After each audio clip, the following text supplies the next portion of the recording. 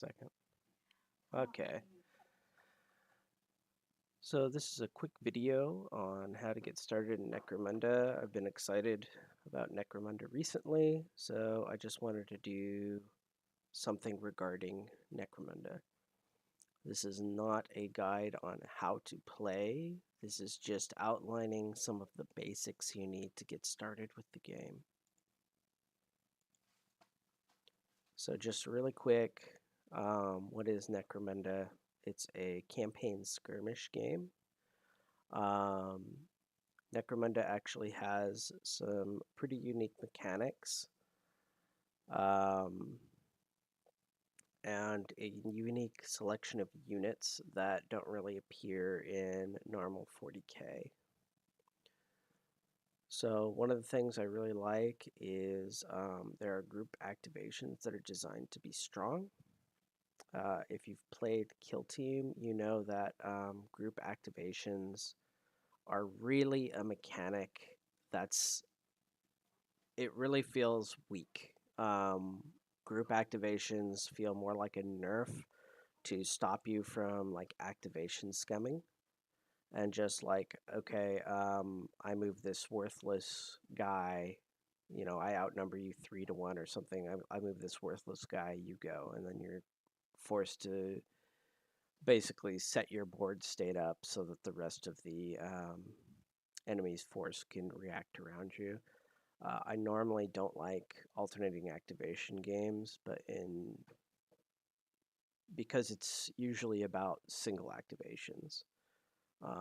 If you have a group of equally skilled players, usually they're just trading units, and if you ever make a play where you didn't trade a unit, you actually got an advantage. You've basically won the game.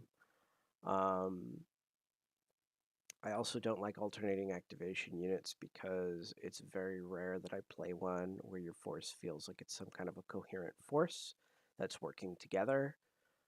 It works if you have this idea of not an army, but like a group of heroes, like D&D adventurers. Basically, each hero is, and even in D&D, you should work together. But each hero is going out and making a show for himself. That's what I tend to see in most alternating activation games, unless they have very strong mechanics to defeat that. What I like here is your leader can activate 2 other gangers with him, and your champions can each activate 1 other ganger with them. So you can set up little strategies or powerful activations or synergies there. So for example, one of the things I do with Daylock is you can disable fighters very easily as Daylock. They get good access to web weapons. Um, but the thing with webbing someone is they're eventually just going to come out of it. Unless you roll in, you know, I think what I usually do is I've got a guy with smoke grenades, so I throw some smoke to give me cover. I throw down some web to cripple some fighters, and then I go in with a leader and just kill them while they're on the ground. But you can do that sort of thing in Necromunda. You can set up good ambushes. You can make interesting plays, and you can play around it. So I really enjoy it. And each faction plays pretty unique. I think it's possible for everything to get samey, like as the factions get more money, like as money stops being an object, suddenly like the faction differences stop mattering so much, but they're still there, and they also come out in tactics cards. So this is the bottom line up front. What do you need? You need the core rulebook. There's currently a core rulebook that has virtually all the rules you need other than the specific faction rules. You're going to need a house or faction book. That's like your army's army book, essentially. Necromunda dice and templates. There is a dice chart for this game, but you do need the dice and templates. There's also vision arc markers, but I've never had to use them. Um, Obviously, you need a gaming board and terrain, but you can improvise it. Then for the Ash Waste campaign, you actually need both the Ash Waste rulebook from the box set and Book of the Outlands. But for the Hive Secundus stuff, like the Underhells campaign, you can either do Book of Desolation. The box set has its own unique campaign. So I'm just going to go through these individually. So the book that you see pictured here as of July 2025, that is the core rulebook you want to find. You'll see a lot of them out there. There have been a lot of core rulebooks for Necromunda. Every box set has its own core rulebook. This is the one that you want, the big thick one with this picture. It also has the generic tactics, which are important. I put a note here that tactics decks are not needed. One of the things that you'll find if you go digging is tactics decks are very limited print run, and they are very rare and hard to get. Like, I think right now the Orlok tactics deck is like $80, buy it now on eBay. But it's unnecessary. The house books have tables so that you can just roll what tactics you get, and they just explain what the tactics are in the book. The decks are just an extra. It's something you can very easily proxy. This is the generic skills, the trading posts that everybody uses, and I just put a big note that there's not gang rules here. If you get this book, you're not going to be able to start even like a starter Van Sar gang, for example. The material's just not there. So that means you also need a faction book. Quick note on the bottom, as of right now, I would not play a faction that does not have a dedicated book. They're doing all of the remaining factions right now, so they're all coming. And I think they're coming soon because as of making this presentation, Bastions of Law has been announced, and that's one of the last factions that needed a book. I think the only ones I can think of are like Venators and Outlaws, which are literally just custom gangs. Servitor Ogrins, the Cornate guys, I forget the name of them. They're in the Book of Ruin. They're the butchers essentially. Like they don't have a book yet. I expect they're going to get one. I would just wait to handle those, and it's simply because once your house book comes out, it may change the things you have access to. It may change the way the gang plays, or the new options they open up will be interesting enough to you that maybe some of your old miniatures you made, you're not going to want to use anymore. You'll have a better idea of how you want to start after you've got your house book. So the other thing I want to say about these guys is Necromunda is kind of a hard game to grasp from just reading the rules. You should probably proxy a game to start with. And after you've played some proxy just skirmishes, you'll have a feel for how the rules work and how the weapons work. I know when I started, I was like, oh, I don't want to use last guns. That's boring. They're not.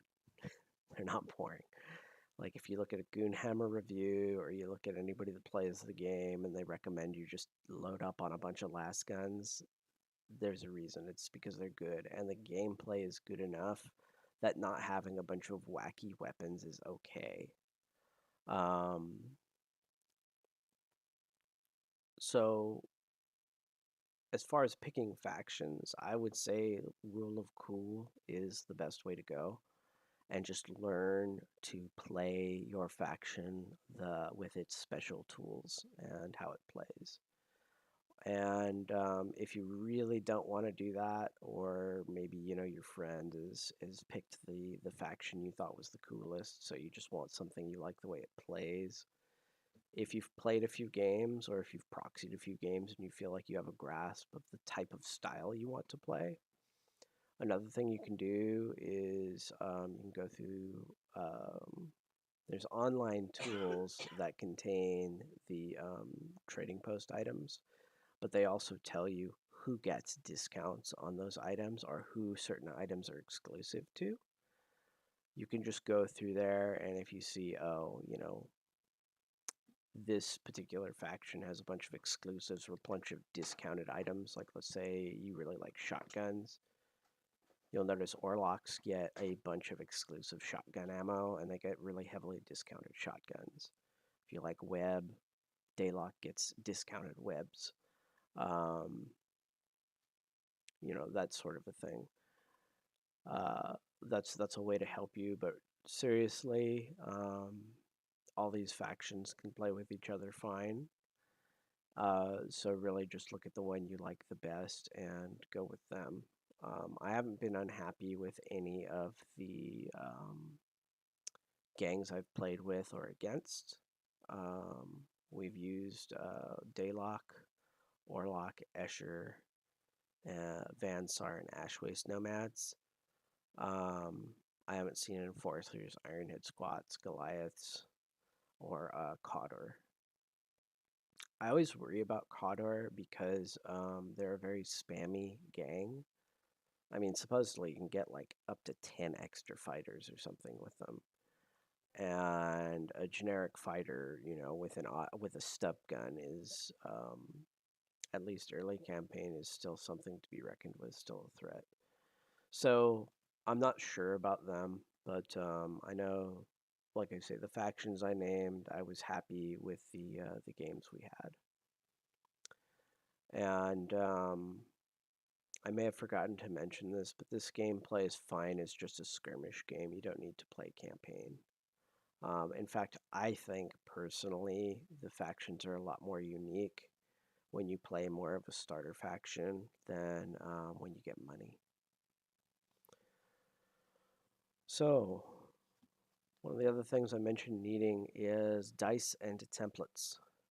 So these templates are the standard Games Workshop templates. If you've played Games Workshop games for a long time, you may have some. Otherwise, you might want to purchase some. It's a 3-inch template, a 5-inch template, and an 8-inch teardrop. Even if you just own an old Games Workshop rulebook, they used to have a page of these where you can just print them out. The dice, I would definitely recommend getting. Okay, here is a conversion table, so you can use regular dice. But it's one of those situations where I tend to think having the real dice is a real boon. It'll save you a lot of time. It'll save you from a lot of confusion. That said, you can learn this stuff pretty easily. I'm not sure if I would do a lot of this in the format. Like, for example, like injury. I would probably just put seriously injured to 1 to 3 so that well, I guess I see how they wanted to do it. A 3+ is something bad. A 1 or 2, you're not, you've got a flesh wound, so it's probably fine. The one warning I would have is this dice box on the left. If you look at this says Necromunda, Ash Waste's vehicle dice. That's only going to give you these dice down here for vehicles. And they are only useful if you're playing an Ash Wastes campaign, and they're only useful in about half the missions of Ash Waste campaign missions. So it's like, be careful if you see a dice box like this and you say, oh, Necromunda dice. It's not going to be the dice you need for the main game. The scatter dice, the ammo dice, the injury dice, as well as some standard D6s, as pictured here. it's going to just be these proprietary vehicle dice, and they're going to do nothing for you. The call out here on the right is important. So if you have none of this stuff, the best way to get it is usually through eBay. You can usually find like the dice, the templates, the ruler, usually the paper game mat or the board tiles if they were included, the terrain, and the at least the basic paperback rulebook, usually at a good price. Also, Amazon sometimes sells the box sets for super cheap. I think I got my Ash Waste box set for like $70 on Amazon at one point. They're not up for that cheap anymore because, I mean, you'd be an idiot not to just buy them and resell the Ash Waste Nomads out of them, especially because Ash Waste Nomads are currently out of stock. That's another note that probably needs its own slide. This game is not as bad as playing Battletech, but you really need to buy the stuff that you want when it's in stock. And you need to learn to be patient for when the stuff is out of stock and not get ripped off by scalpers. This is a game where resellers are very sensitive to as soon as something goes out of stock, it will suddenly be posted on eBay for significantly more than its original value. So be careful of that. Always double check something. Like just because it seems like a fair price on eBay, check Games Workshop. See if it's more or less than retail. But like I say, getting a single box set will have all of the dice and templates you need. And you might be able to find just that component of the box sets on eBay, and sometimes Amazon has them. Terrain. So for a typical Necromunda table, it's 3 foot by 3 foot. It's kind of the largest for a standard table. You can go smaller, but it's not necessarily recommended. Terrain in Necromunda is very, very flexible. For example, there's a mission where, I mean, literally the middle foot of the table is just removed and it's like a sump river. Or you could literally just play on like a series of terrain and just assume that all the ground is toxic waste. But I've got some examples of terrain here. So my favorite, obviously, these tiles came with the first box set. They're double-sided and they're two-dimensional.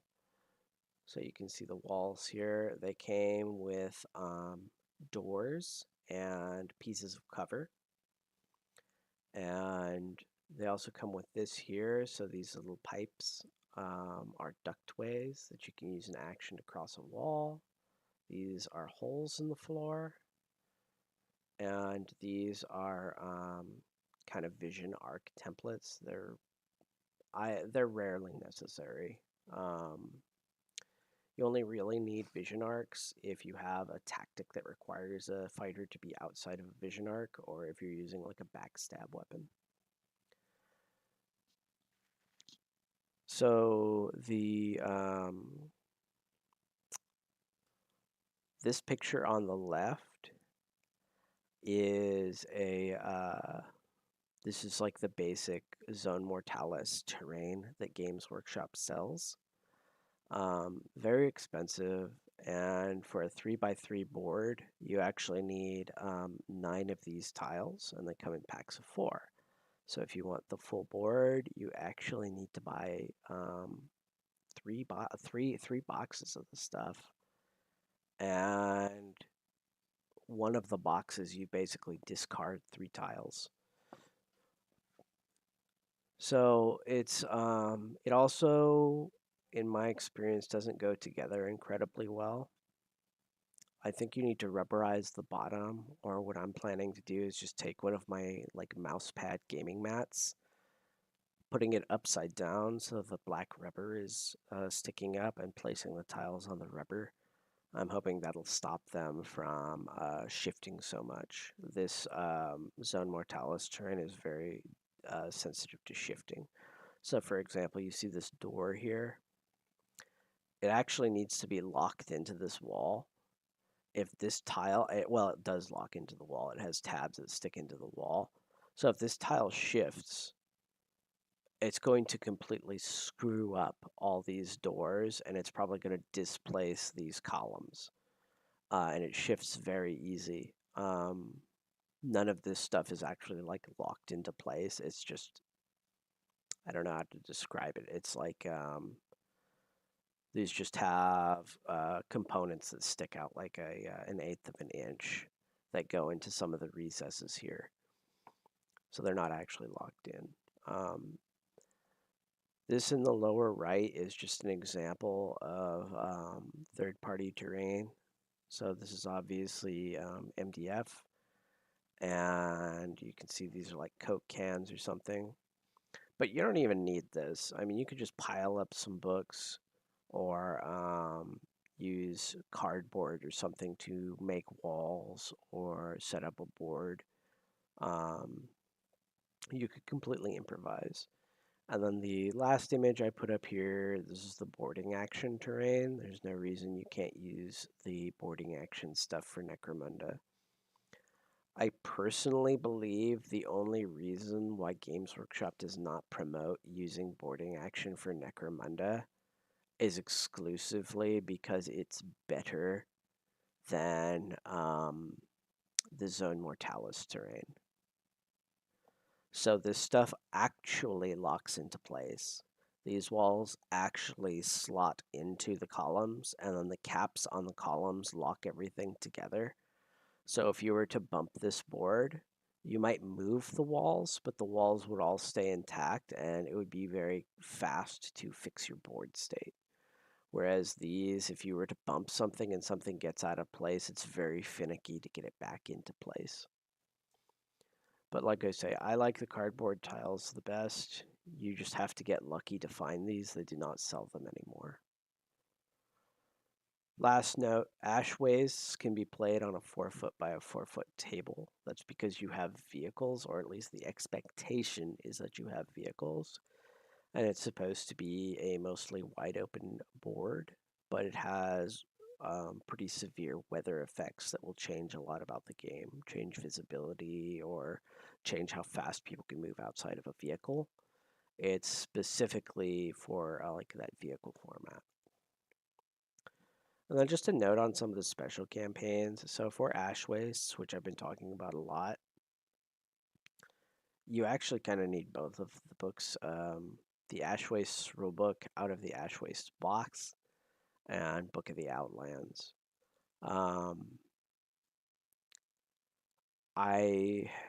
If I recall, there is Book of the Outlands is not a complete resource that can replace the Ash Wastes rulebook. If you get the box set, it comes with a decent amount of terrain. You can see it here, and a paper mat to play on. It is not a 4x4 mat, but it's supposedly big enough for a game. It also comes with Orlok gangers and Orlok buggies and Ashwaste nomads and their little riding bugs. I haven't played with the vehicle rules yet, so I can't really comment on this. I actually think if you're going to get started, I would not bother with any special campaigns. I would just get the core rules and play the campaign in the core rules. If your game group really takes to it and you start wanting more than just that campaign, that's when I'd start looking at the special campaigns. The Underhells campaign or the Hive Secundus campaign is an interesting set. So it comes with a paper mat that's in the style of tile I like, but this is just a double-sided paper mat. These are not tiles. It comes with the doors that originally came with the tiles as well. So the box comes with its own campaign where a Spire Hunter is leading some Vansar like tech hunters, specifically against the Malstrain Gene Stealers. That's a standalone campaign. My understanding is everything you need to play it is in the box, and this box might be a decent entry point for just getting your feet wet, as it's going to have it's a two-player Necromunda that you can campaign that you can play through that works for two players. And a lot of these I don't think work for two players. You need extra players. So this is potentially a good value box. I haven't played it, so I couldn't say for sure. But the other thing is the Book of Desolation comes with an Underhells campaign. Now, one thing to keep in mind, and that's a separate campaign in Hive Secundus. So in this box, you get that two-player campaign that I was bigging up. In Book of Desolation, you get a Hive Secundus campaign called the Underhells campaign, which probably needs multiple players. There's two broad teams in the Underhells campaign. There's like tech hunters and there's Malstrain infected gangs. Somebody has to, at least one player has to play a Malstrain infested gang, which means that either one of these that you're interested in, you probably still want the box because the box contains the Malstrain Gene Stealers. You can buy the Malstrain Gene Stealers separately. But depending on the deals you get, I mean, if you find yourself like in my situation where I want the Vansar and the Jane Stealers, the box is a great value. But if you're in a situation where you don't really care about that stuff or the two-player campaign, you really just need the book, and you probably just need a box of Malstrain Gene Stealers, or you can obviously proxy them. So that is really it. So just to reiterate, if you were going to play, somebody needs to buy the core rulebook. Each player should get their faction book. And obviously a lot of these resources are available online. There was a site called Necrovox that provided all the rules in a good format, as well as all the tactics cards. That has been replaced. I'm not going to link to it from this video, but those resources are out there. But even so, I think the faction book is worth getting if you like the game. I highly recommend getting the dice and the templates. They're required, but you can potentially make your own templates or just use a dice table. But having the real dice and templates is necessary. You're required to have a gaming board. I showed a few different options that work. But I mean, seriously, you could just take a piece of butcher paper and draw a maze on it, and that would work as well. But obviously, you need a board 3x3 for Necromunda, 4x4 for vehicles and ash wastes. But you can always play smaller if you want. And then if you are interested in the additional campaigns, which I don't really recommend if you're super new, with the exception of the Hive Secundus box. For Ash Wastes, you need Book of the Outlands and the Ash Wastes rulebook. For the Hive Secundus stuff, you need either or. You can have both, but they can both stand on their own. And as far as that is concerned, that is the end of this presentation. I hope that's helpful for anybody that's at least vaguely interested in Necromunda. I plan to do one of these for Battletech. Battletech is also extremely difficult to figure out what you need after you've got something like the game of Armored Combat, or let's say you don't want to get the game of Armored Combat and you want to jump into the main game. That's another one that I really think needs explaining.